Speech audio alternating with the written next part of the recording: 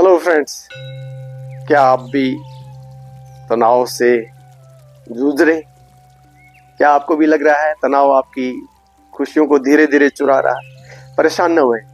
आप और हम जैसे करोड़ों लोग इस दुनिया में रोजाना तनाव से जूझ रहे हैं, यानी स्ट्रेस से जूझ रहे हैं।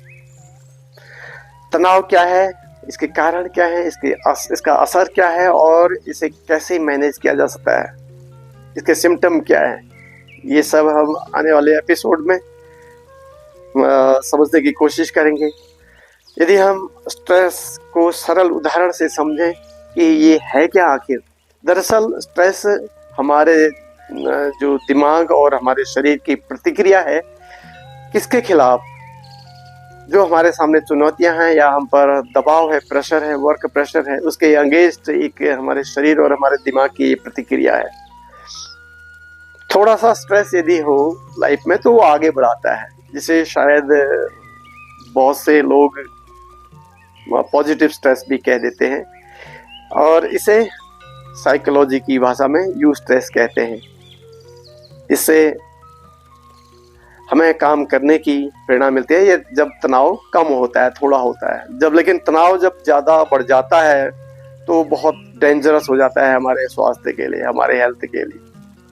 और जब ज़्यादा बढ़ जाता है तो उसको क्रोनिक स्ट्रेस कहते हैं। और ये क्रोनिक स्ट्रेस हमारे पूरी लाइफ को, हमारे जीवन को, हमारे मन को, हमारे व्यवहार को और हमारे शरीर को इफेक्ट डालता है।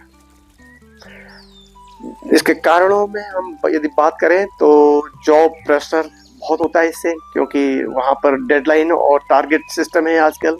उसके कारण नवयुवकों में हमारे खास तौर पर उनमें ये स्ट्रेस है। फिनेंशियल स्ट्रेस भी होता है।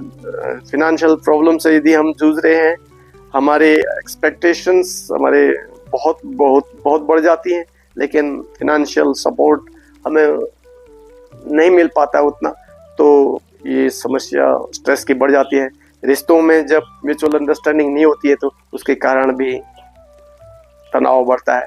एग्जामिनेशन और कैरियर की खासतौर नवयुवाओं में, जो नवयुवक हैं, हमारे नवयुवतियां हैं, उनमें चिंता बहुत बढ़ जाती है कैरियर की और एग्जामिनेशन की, उससे भी स्ट्रेस बढ़ता है। और उसके अलावा सामाजिक पारिवारिक स्ट्रेस बहुत ज़्यादा बढ़ गया है आजकल, तो उसकी वजह से भी तनाव ज़्यादा बढ़ जाता है।